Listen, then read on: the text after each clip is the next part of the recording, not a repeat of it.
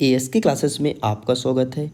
आज एएसके आपके सामने प्रेजेंट करने जा रहा है माध्यमिक शिक्षा मंडल भोपाल सत्र 2021-22 क्लास 9th का ब्लूप्रिंट। देखिए, बहुत से स्टूडेंट का लगातार कमेंट्स आ रहा था कि सर हमारा ब्लूप्रिंट क्या होने वाला है, क्या अभी फिर संशोधन होगा, और बहुत सारे उनके मन में क्वेश्चंस थे। तो सभी क्वेश्चंस को डाउट क्लियर करने के लिए मैं ले आया हूँ अलग अलग क्लास का ब्लूप्रिंट।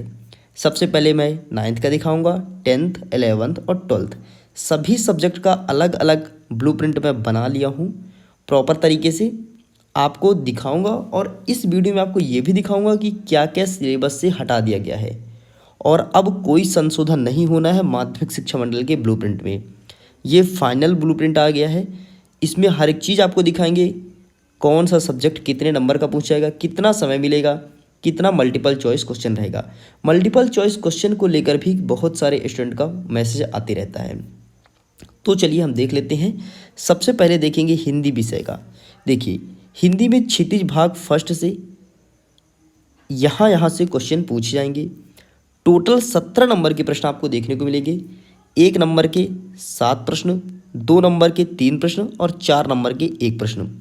मतलब आपको ज़्यादातर फोकस करना है छोटे वाले क्वेश्चंस पर, बड़े पर कम फोकस करना है। अब बड़ा में क्या पूछा जाएगा, ये मैं जब मोस्ट इंपॉर्टेंट क्वेश्चन का सीरीज डालूंगा ना, तब आपको बता दूंगा कि बड़े में कौन सा क्वेश्चन आना है। और 2-4 क्वेश्चन ही हैं इसमें से जो कि इंपॉर्टेंट है, वही पढ़ लीजिएगा, ठीक है। बाकी कुछ भी पढ़ने की जरूरत नहीं है। चलिए आगे चलते हैं, नीचे देखते हैं। नीचे काव्य बोध है। काव्य बोध से ये देख लीजिए, जितने भी लिखे हैं यही है इस क्वेश्चन पूछा जाएगा।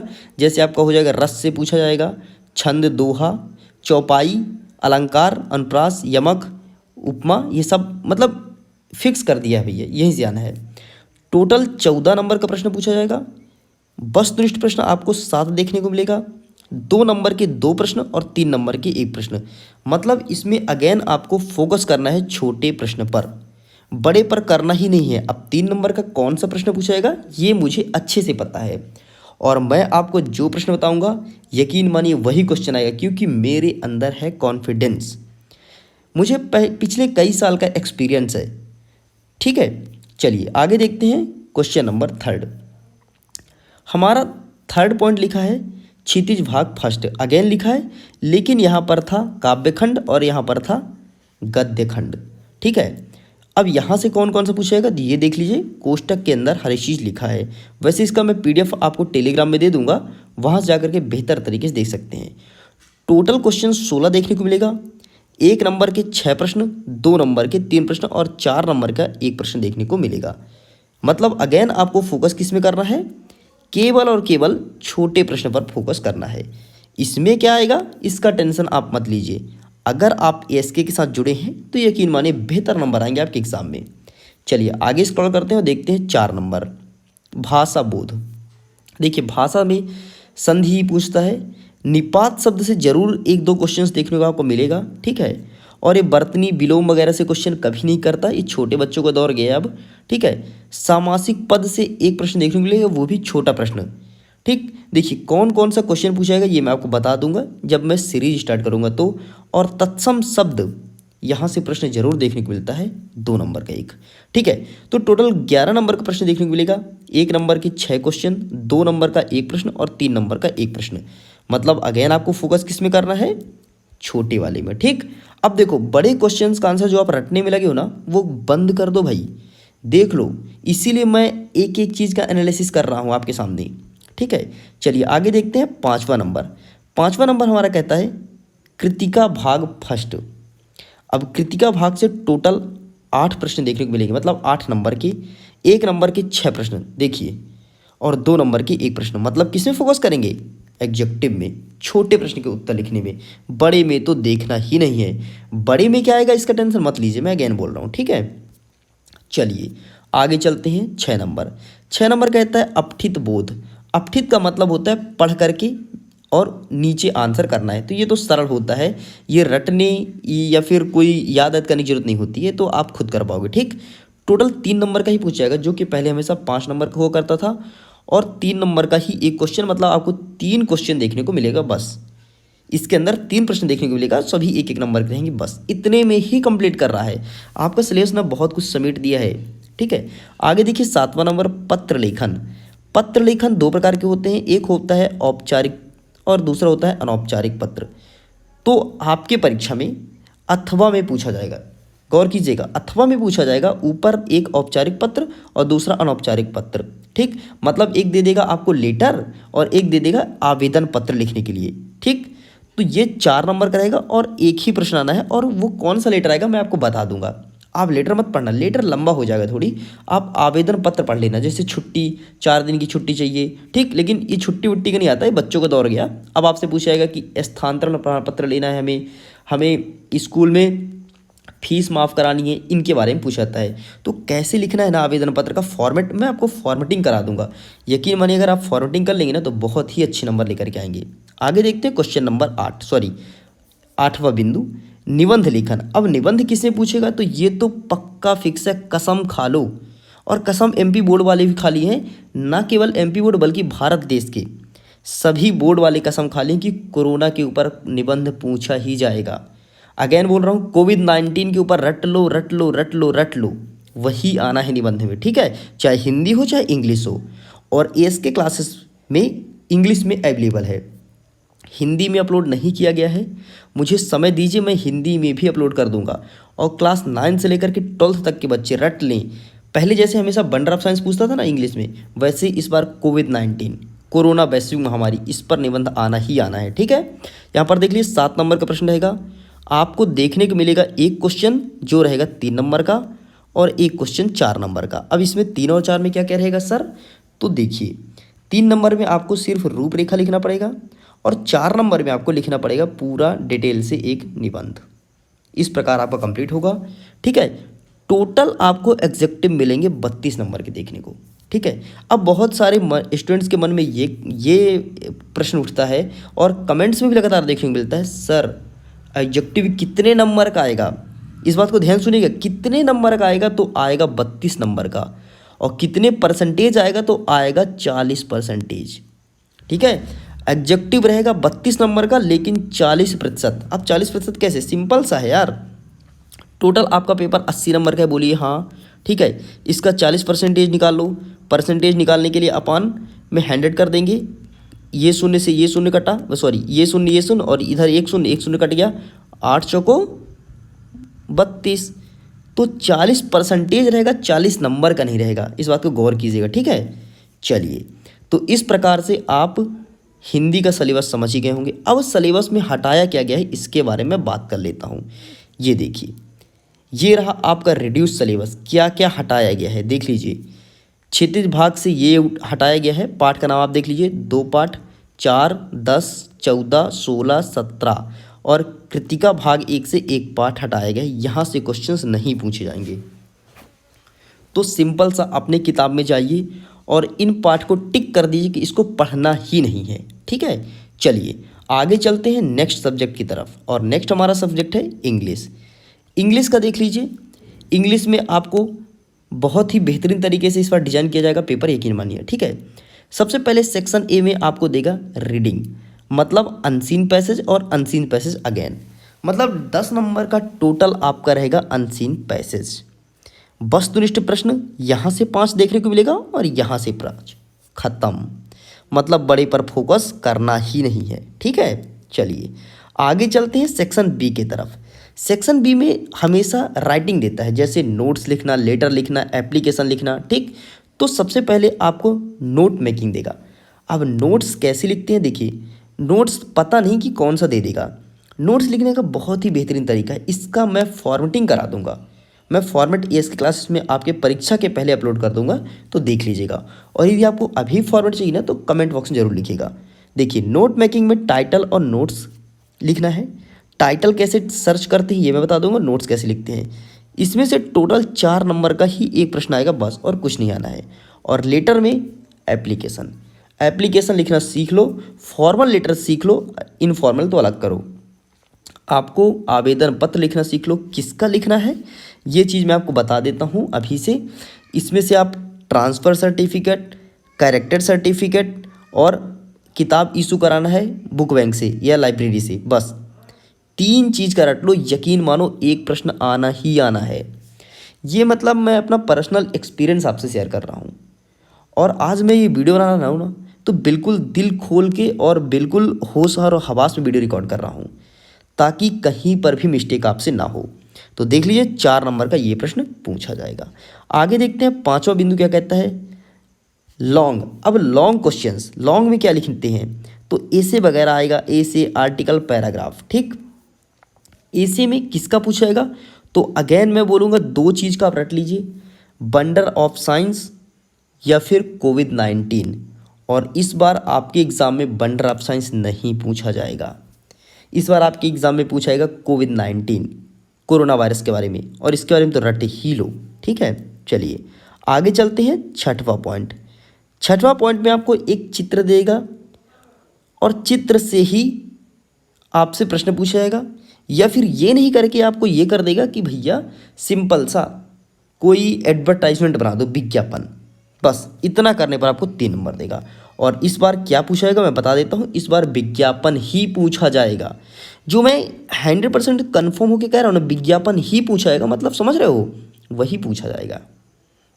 देखिए जो ASK क्लासेस के ओल्ड स्टूडेंट है वो तो समझ ही रहे होंगे कि सर बोल रहे हैं मतलब इसका मतलब है क्या, और जो न्यू है उनको थोड़ी प्रॉब्लम होगी, लेकिन एक बार यकीन कर लो, अगर आपका भरोसा मैं तोड़ा ना, तो कमेंट बॉक्स फिर आपके लिए ही खुला है।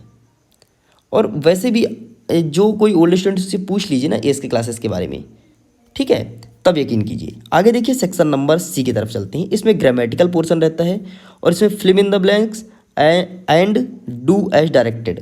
10 नंबर का रहेगा टोटल, बड़े पर ध्यान देना ही नहीं है, छोटे छोटे प्रश्न आएंगे। छोटे प्रश्न फिल इन द ब्लैंक्स में क्या आएगा मुझे पता है, एक आएगा आ लिटिल द लिटिल में क्या होगा ये फिल करो, एक आएगा AND लगाओ, और 1-2 प्रश्न ऐसे ही देखने को मिलेगा, बता दूंगा क्या क्या मिलेगा। और डू एज डायरेक्टेड में बहुत ही सरल प्रश्न पूछा जाता है। आगे चलते हैं सेक्शन नंबर D की तरफ, और ये रहता है अब आपकी किताब से। अभी तक जो ये बातें हुई ना, ये आपके बुक से नहीं रहता है, ठीक, लेकिन यहाँ से स्टार्ट होता है आपके बुक से क्वेश्चंस। बुक में से भी ज़्यादा नहीं पूछा जाएगा। सबसे पहले आपको एक MCQ देगा, ठीक, MCQ आपको 1 नंबर का 6 मिलेगा, मतलब 6 प्रश्न रहेंगे।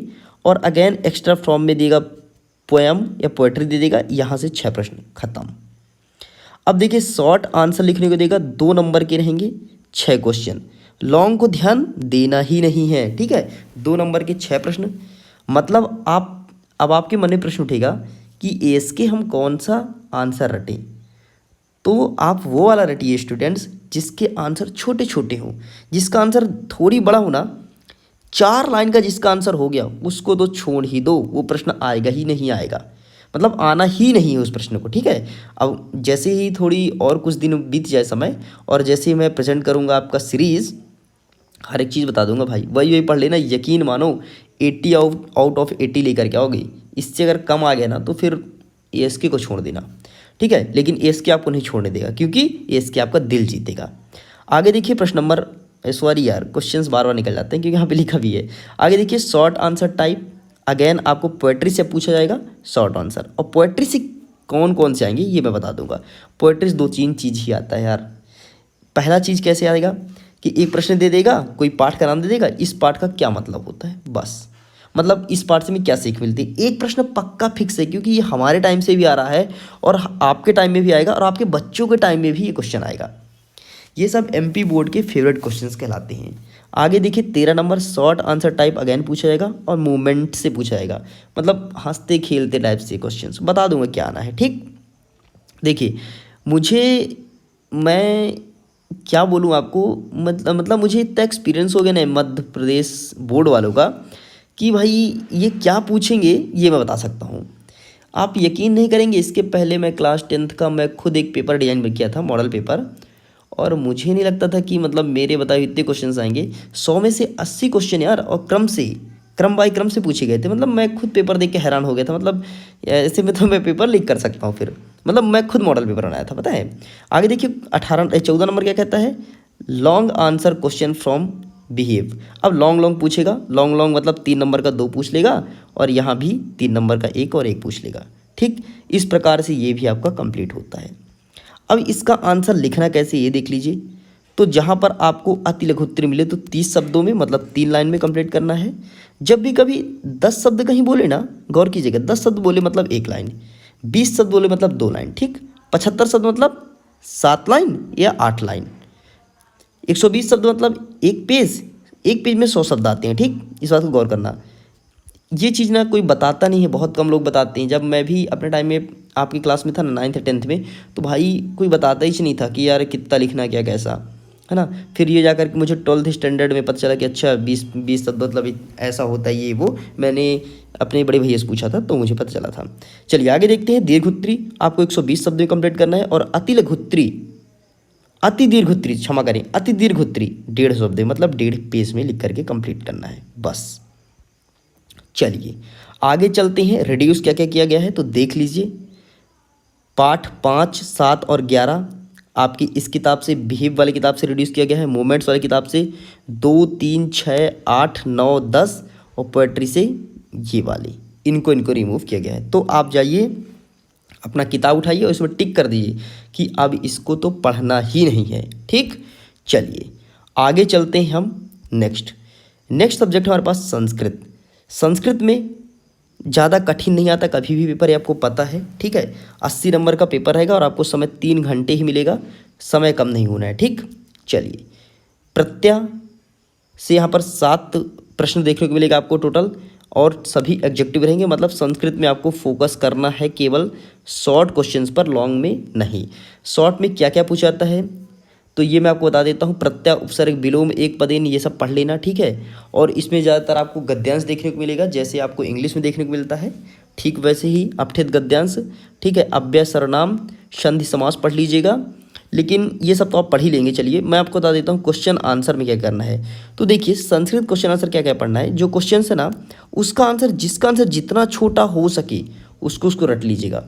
यकीन मानो यार, इससे बड़ा नहीं पूछने वाला है संस्कृत, क्योंकि संस्कृत का प्रीवियस ईयर का क्वेश्चन पेपर उठा के देखो ना। अरे प्रीवियस छोड़ो, खुद का पर्सनल एक्सपीरियंस बता रहा हूँ। खुद जब हम लोग पढ़ते थे तो वही शॉर्ट पढ़ के जाते थे, और शॉर्ट में ही झंडे गाड़े जा सकते हैं, पता है। लॉन्ग आप कितना भी रट लो, 1-2 क्वेश्चन देखने को मिल गया तो मिल गया, नहीं तो नहीं। और आपका सिलेबस तो बहुत ही कम कर दिया गया यार पहले की अपेक्षा, तो देन बेहतर कर सकते हो। अब मन में प्रश्न ये है सर, पत्र लेखन और निबंध लेखन तो बताते जाइए। तो सुनिए भैया, पत्र लेखन में आपके किताब से 4 पत्र लेखन ऐसे हैं जो हमेशा पूछा जाता है। पहला सुनिएगा, छुट्टी के लिए आवेदन पत्र, ये संस्कृत में पूछा जाता है, छुट्टी के लिए आवेदन पत्र। दूसरा, आपको बुखार है उसके लिए आवेदन पत्र। और 2 और हैं जो मैं प्रॉपर ध्यान नहीं कर पा रहा हूँ, वे दोनों मतलब वो 4 में से 2 पक्का पूछता है, और 2 पता है कैसा पूछता है, अथवा में, एक ऊपर एक नीचे, तो एक आपको करना है। चलिए आगे चलते हैं निबंध लेखन में। तो निबंध किसका पूछेगा सर, तो निबंध आपसे इसका फेवरेट निबंध, संस्कृत भाषायाम, संस्कृत भाषा पर निबंध लिखो बस, या फिर कालिदास। इससे ऊपर माध्यमिक शिक्षा मंडल सोच ही नहीं सकता है कि हम थोड़ी और कठिन दे दें, ठीक। तो बस कंफर्म हो गया होगा। अब चलिए देख लीजिए एडजेक्टिव, इसमें भी 32 नंबर का ही आना है, 40 नंबर का नहीं आएगा। 40% है वो, 32 नंबर का एडजेक्टिव है। चलिए आगे चलते हैं। नेक्स्ट रिड्यूस क्या क्या हुआ ये देख लीजिए। तो आपके सिलेबस से हटाया गया है 7 पाठ, 10 पाठ और 12 पाठ, ये आपको नहीं पढ़ना है, बाकी सभी पाठ को पढ़ना है, ठीक। लेकिन प्रश्न उत्तर अभी आप मत रटिएगा। प्रश्न उत्तर मैं आपको 20 प्रश्न उत्तर बता दूंगा, 20 में से 5 आना है बस, ज़्यादा नहीं आना है। तो वैसे मुझे पता है क्या पूछेगा, लेकिन मैं आपको 20 बता दूंगा, ठीक। चलिए आगे चलते हैं गणित विषय की तरफ, और ये स्टूडेंट्स को बहुत ही ज़्यादा कठिन लगता है, और सबसे सरल विषय गणित। चलिए देख लीजिए भैया, सबसे पहले अध्याय 1 संख्या पद्धति आपको पढ़ना है। यहाँ से 7 नंबर का प्रश्न आना है, और आएंगे छोटे छोटे मल्टीपल चॉइस और 2 नंबर का एक प्रश्न। बहुपद से टोटल 7 नंबर का आएगा, 1 नंबर का 3 प्रश्न और 2 नंबर के 2 प्रश्न। निर्देशांक ज्यामिति से टोटल 4 नंबर के प्रश्न देखने को मिलेगा, 1 नंबर के 2 प्रश्न और 2 नंबर के 2 प्रश्न। मतलब देखिए बहुत ही सरल कर दिया, ठीक है। आगे देख लो अध्याय 4 2 चर वाले रैखिक समीकरण से आपको टोटल 4 प्रश्न देखने को मिलेगा, 1 नंबर के 2 प्रश्न और 2 नंबर के 1 प्रश्न, ठीक है। आगे चलते हैं रेखाएं और कोण, इससे टोटल 6 नंबर का प्रश्न देखने को मिलेगा, 1 नंबर के 3 प्रश्न और यहाँ पर मिलेगा 3 नंबर का 1 प्रश्न। थोड़ी यहाँ पर बड़ा हुआ है। अब रेखाएं और कोण में क्या पूछता है ये मैं आपको बता देता हूँ। देखिए, एक आपको बोल देगा कि भैया इसके बारे में आपको डायग्राम बनाना है और उसके बारे में रचनाएं करना है, बस इससे ऊपर नहीं पूछ सकता, बात मानिए मेरा। चलिए आगे चलते हैं। 7 नंबर त्रिभुज। त्रिभुज से एक आपसे थ्योरम पूछेगा बस, ठीक, कि इसका इसका ये बताओ, बस खत्म, इससे ऊपर कुछ नहीं पूछना। तो देख लीजिए यहाँ से 3 नंबर का प्रश्न देखने को मिलेगा आपको। चलिए भैया ये चतुर्भुज आ गया और चतुर्भुज से 4 नंबर का एक बड़ा क्वेश्चन यहाँ से देखने को मिलेगा। लेकिन देख लीजिए सभी चैप्टर से एग्जेक्टिव देखने को मिल रहा है, मतलब भैया ये कह रहा है कि आपको एग्जेक्टिव में ज़्यादा फोकस करना है यदि परसेंटेज बनाने हैं तो।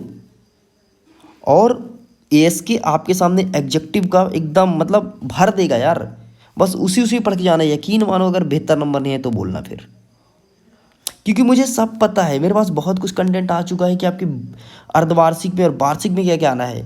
इसलिए मैं इतना दावे के साथ कह रहा हूँ। पता है बंदा दावे के साथ कब बोलता है, जब तो उसको पता होता है क्या होना है या फिर उसके पास कुछ होता है। समझ रहे हो ना, कुछ होता है मतलब बैक सपोर्ट किसी को होता है। तो मेरे पास तो बैक सपोर्ट किसी का नहीं है, लेकिन मुझे पता है क्या आ रहा है, ठीक। चलिए आगे देख लीजिए। 40 नंबर का 40%, क्षमा करें मैं 40 नंबर बोल दिया, 40% का वस्तुनिष्ठ प्रश्न, 40% आपके पाठ्य पुस्तक से रहेगा और 20 रहेगा विश्लेषणात्मक प्रश्न, मतलब आपको वर्णन करके बताना है, ठीक। चलिए आगे चलते हैं, देखते हैं हटाया क्या क्या गया है गणित में। इसको मैं थोड़ी जूम आउट कर देता हूँ क्योंकि गणित में बहुत कुछ हटाया गया है। अध्याय 1 का 1.4 हटा दिया गया है, 4.4, 4.5, 5 हटा दिया गया है पूरा, 5 से तो आने ही नहीं है, ठीक। 7.5, 7.6, 8 से 8.5, 8.6, 10 से 10.7, 10.8, 11 से 11.3, 12 से 12.3 और 14.4 इतना रिमूव किया गया है। तो लीजिए इसका स्क्रीनशॉट और अपने बुक में उसको टिक कर दीजिए कि भैया अब तो इसे पढ़ना ही नहीं है। एक संपूर्ण वीडियो में इसलिए आपको मैं दे रहा हूँ, पता है कि आपको सब एक जगह मिल जाए। चलिए आगे चलते हैं साइंस विज्ञान का, और विज्ञान में क्या क्या पूछा जाएगा ये देख लीजिए। सबसे पहले ये मैं बता दूं, विज्ञान के जितने भी एग्जेक्टिव क्वेश्चन हो सकते हैं सबको कर डालिए, कोई भी चाहे घुमा फिरा के जैसे ही प्रश्न बने और खुद बनाइए और अपने मित्रों से पूछिए अपने स्कूल में कि भाई चल इसका उत्तर तू बता, मैं नहीं बताऊंगा, ठीक। तो इस तरह में आपकी भी तैयारी होगी और उसकी भी अच्छी खासी तैयारी होगी। चलिए सबसे पहला चैप्टर है हमारे आसपास के पदार्थ, और यहाँ से टोटल 3 नंबर के प्रश्न आएंगे। वस्तुनिष्ठ पूछा जाएगा 1 और 2 नंबर का 1 प्रश्न। अब 2 नंबर का 1 प्रश्न क्या आएगा ये मैं आपको बता दूंगा, ठीक। आगे देखिए दूसरे चैप्टर से टोटल 4 नंबर का 1 नंबर के 2 प्रश्न और 2 नंबर के 1 प्रश्न देखने को आपको मिलेगा। परमाणु और अणु से टोटल 8 नंबर का, मतलब इस चैप्टर को वेटेज देना है और इसको पढ़ना है अच्छे से। 1 नंबर के 4 प्रश्न और 4 नंबर का 1 प्रश्न, और पता है 4 नंबर के 1 प्रश्न कौन सा आना है, अणु और परमाणु में अंतर बताओ। इससे ऊपर अगर पूछ ले तो बोलना, पूछ ही नहीं सकता, ठीक है। आगे देखिए चौथा नंबर परमाणु संरचना, इसमें टोटल 8 नंबर का पूछा जाएगा। अगेन 1 नंबर का 3 प्रश्न, 2 नंबर का 1 प्रश्न, 3 नंबर का 1 प्रश्न, मतलब छोटे छोटे भागों में बांटा है। अब इसमें क्या आएगा ये मैं आपको बता दूंगा, ठीक। 5 नंबर देख लीजिए, यहाँ से टोटल 6 नंबर का देखने को मिलेगा। 1 नंबर के 3 प्रश्न और 3 नंबर का 1 प्रश्न, बस। ऊतक और ऐसे सभी चीज़ लिखा है, सबको देख लीजिए। देखिए एक एक चीज़ बताऊंगा तो वीडियो बहुत ही ज़्यादा लंबा हो जाएगा। टोटल 32 नंबर का एग्जेक्टिव देखने को मिलेगा, ठीक है। 20 नंबर का आपको मिलेगा 2 नंबर का प्रश्न देखने के लिए, और 3 नंबर का प्रश्न 12 नंबर का, और 4 नंबर का 16 नंबर का, मतलब 4 नंबर के 4 क्वेश्चन मात्र देखने को मिलेंगे। 4 चौको 16 कंप्लीट। चलिए आगे चलते हैं। यदि जहाँ पर 2 नंबर का प्रश्न लिए आपको 3 लाइन में लिखना है, 3 नंबर का प्रश्न लिए तो 75 शब्दों में, मतलब 7 से 8 लाइन में, और 4 नंबर का जहाँ क्वेश्चन मिले उसे लिखना है आपको 1 से 1.5 पेज में कंप्लीट करना है, बस। कम से कम आपको 1 पेज, अधिकतम 1.5 पेज, 1.5 पेज से ऊपर नहीं लिखना है क्योंकि समय का भी खेल रहता है, समय भी देखना है आपको, ठीक। चलिए अब रिड्यूस क्या क्या गया है ये देख लीजिए। इसमें सबसे पहले अध्याय 1 हटाया गया है, अध्याय 3, 6 8, 11, 14, 15 इतना रिड्यूस किया गया आपके सिलेबस से। यहाँ से क्वेश्चंस नहीं देखने को मिलेगा आपके एग्ज़ाम में। तो इसको पढ़ना है नॉलेज के लिए, लेकिन कम पढ़ना है। वैसे चाहो तो छोड़ भी सकते हो, मत पढ़ो, क्योंकि नंबर तो आएगा नहीं यहाँ से। इसे पढ़ भी लेंगे तो आप कुछ नहीं कर पाएंगे। ठीक, आगे चलते हैं सोशल साइंस, सामाजिक विज्ञान का। अब जैसे कि आपको पता है कि सामाजिक विज्ञान के कई सारे किताब आ गए हैं और आपके पास होगा 3 से 4 किताब केवल और केवल सोशल साइंस का। ये देखिए, पहला किताब होगा समकालीन भारत नंबर 1, दूसरा होगा भारत और समकालीन विश्व नंबर दूसरा किताब, तीसरा होगा लोकतांत्रिक राजनीतिक और चौथा होगा अर्थशास्त्र। ये 4 भागों में बट गया है। ठीक, तो अब अपना किताब निकाल लीजिए और मिलाइए और टिक कीजिए कि क्या पढ़ना है और क्या छोड़ना है। तो पहले पार्ट से टोटल 6 नंबर का प्रश्न पूछा जाएगा। मतलब पहले पार्ट को आपको बहुत ही अच्छे से पढ़ना है, क्योंकि इसमें बोला गया है भारत आकार और स्थिति। ठीक, और यहीं से पूछेगा 4 नंबर का एक प्रश्न और मानचित्र भरने के लिए यहीं से आएगा। ठीक है, आगे देखिए, सेकंड चैप्टर है भारत का भौतिक स्वरूप। इससे 3 नंबर का एक प्रश्न आएगा, बाकी एक आएगा एग्जेक्टिव, बस कंप्लीट। ठीक, ऐसे ही देख लीजिए, जलवायु वाला चैप्टर खोलिए और इसमें आपको 3 नंबर का एक प्रश्न और एक एग्जेक्टिव देखने को मिलेगा। बस बाकी सभी किताब के छोटे छोटे क्वेश्चंस पढ़ने हैं। लेकिन एक चीज़ ध्यान रखिएगा, प्रयास कीजिए किताब के बीच से एग्जेक्टिव बनाएं। जैसे कि अभी मेरा एक सीरीज चल रहा है एमपी टॉपर सीरीज, वो केवल और केवल क्लास 10th के स्टूडेंटों के लिए है। भी मैं प्रयास कर रहा हूँ कि क्लास 9th और क्लास 11th और 12th के स्टूडेंटों के लिए भी ले आऊँ, क्योंकि एमपी टॉपर सीरीज में वही क्वेश्चन आ रहे हैं जिसके थ्रू आप कर सकते हैं टॉप। चलिए, अब ले लीजिए सेकंड किताब। इसमें फ्रांसीसी क्रांति से संबंधित प्रश्न पूछा जाएगा। 4 नंबर का आ रहा है और 4 नंबर का एक ही क्वेश्चंस देखने को मिलेगा। मतलब इसमें सिर्फ बड़े प्रश्न को पढ़िए, छोटे प्रश्न को देखना भी नहीं मुड़ के। ठीक, सिर्फ बड़े प्रश्न। आगे देखिए, यूरोप में समाजवाद एवं रूसी क्रांति। यहाँ से 6 नंबर का प्रश्न पूछा जाएगा। मतलब इस वाले चैप्टर को आपको बहुत ही ज़्यादा फोकस करना है, क्योंकि एग्जेक्टिव भी यहीं से बनेगा और 2 नंबर के 2 प्रश्न भी यहीं से बनेंगे। मतलब छोटे भैया प्रश्न पढ़ना है, ख़त्म करना है। ठीक, आगे देख लीजिए, हिटलर का उदय। यहाँ से 4 नंबर का प्रश्न पूछा जाएगा। मतलब आपसे पूछा जाएगा 3 नंबर का एक प्रश्न और एक एग्जेक्टिव, ख़त्म। बाकी ये 2 छोटे छोटे हैं, तो यहाँ से एग्जेक्टिव पढ़ना है, बस इतना पढ़ना है आपको। आगे चलते हैं, आपका तीसरा किताब लोकतांत्रिक राजनीति। इसमें सबसे ज़्यादा फोकस करना है संस्थाओं का कामकाज। इस चैप्टर को सबसे ज़्यादा फोकस करना है, क्योंकि यही से मेनली क्वेश्चन बन रहे हैं और इस पर लोकतंत्र क्या और लोकतंत्र क्यों, बस 2 पर ज़्यादा फोकस कर लेना, यहीं पे अच्छे नंबर आएंगे आपके। बाकी तो छोटे छोटे 1-2 प्रश्न देखने को मिलेगा। ठीक, चलिए चलते हैं अब हम इकोनॉमी अर्थशास्त्र में। और मुझे उम्मीद है आपके स्कूल में ये 4 के चारों किताब बहुत अच्छे से पढ़ाया जा रहा होगा। यदि नहीं पढ़ाया जा रहा है ना, तो कमेंट बॉक्स में लिखिए, मैं आपके लिए कुछ करूँगा। क्योंकि देखो, पढ़ना तो है ही। आज अगर छोड़ोगे तो 10th में जाओगे तो प्रॉब्लम होगी, तो छोड़ के मत जाओ भाई। ठीक है, अगर स्कूल वाले कुछ नहीं कर रहे हैं तो कमेंट बॉक्स में लिखिए, मैं कुछ करूँगा आपके लिए। ठीक, मैं बुलाऊँगा अलग से बाहर से टीचर्स आपके लिए और लगातार क्लासेस प्रोवाइड कराऊँगा, ताकि आपका नुकसान 1% भी नहीं होना चाहिए, ऐसे ASK चाहता है। चलिए, पालनपुर गांव की कहानी। इस पाठ को ज़्यादा फोकस नहीं करना है, ज़्यादा फोकस करना है निर्धनता एवं चुनौती वाले पाठ को। यहाँ से क्वेश्चंस देखने को मिलेगा। 4 नंबर का एक प्रश्न यहीं से आएगा, बाकी तो सभी से छोटे छोटे क्वेश्चंस देखने को मिलेंगे। ठीक, तो निर्धनता एवं चुनौती, संसाधन के रूप में लोग, इन दोनों चैप्टर को फोकस करना है बस। तो इस प्रकार से 32 नंबर के एग्जेक्टिव क्वेश्चन यहाँ से बनेंगे। 2 नंबर के दो नंबर के 20 नंबर के टोटल यहाँ से देखने को मिलेगा। 3 नंबर के टोटल 12 नंबर के और 4 नंबर के टोटल 16 नंबर का प्रश्न यहाँ से देखने को मिलेगा। और ये देख लीजिए, अति लघु उत्तरीय मिले तो आपको 30 शब्द में, लघु उत्तरीय 75 शब्दों में और विश्लेषणात्मक 120 शब्द में कंप्लीट करना है। अब चलिए देख लेते हैं आखिरकार हटाया क्या क्या गया है सिलेबस से। तो ये रहा भैया, क्या क्या हटाया गया है देख लीजिए। अध्याय का नाम यहाँ पर लिखा है, ठीक है, देख लीजिए, इसका स्क्रीनशॉट ले लीजिए, ये हटाया गया है, ये आपको नहीं पढ़ना है, बाकी हर एक चीज़ को पढ़ करके जाना है। ठीक, तो मुझे उम्मीद है आपको पूरा एक एक सब्जेक्ट का बहुत अच्छे समझ में आया होगा। यदि अभी भी मन में कोई क्वेश्चन है तो प्लीज़ इंस्टाग्राम में मैसेज कीजिए। इंस्टाग्राम का लिंक वीडियो के डिस्क्रिप्शन बॉक्स में दे दिया गया है। और पीडीएफ डाउनलोड करने के लिए टेलीग्राम पर जाइए, वहाँ पर मैं पीडीएफ अभी का भी अपलोड कर देता हूँ, वहाँ से आप आसानी से डाउनलोड कर सकती हैं। और टेलीग्राम में जाने के लिए इसका भी लिंक वीडियो के डिस्क्रिप्शन में दे दिया गया है।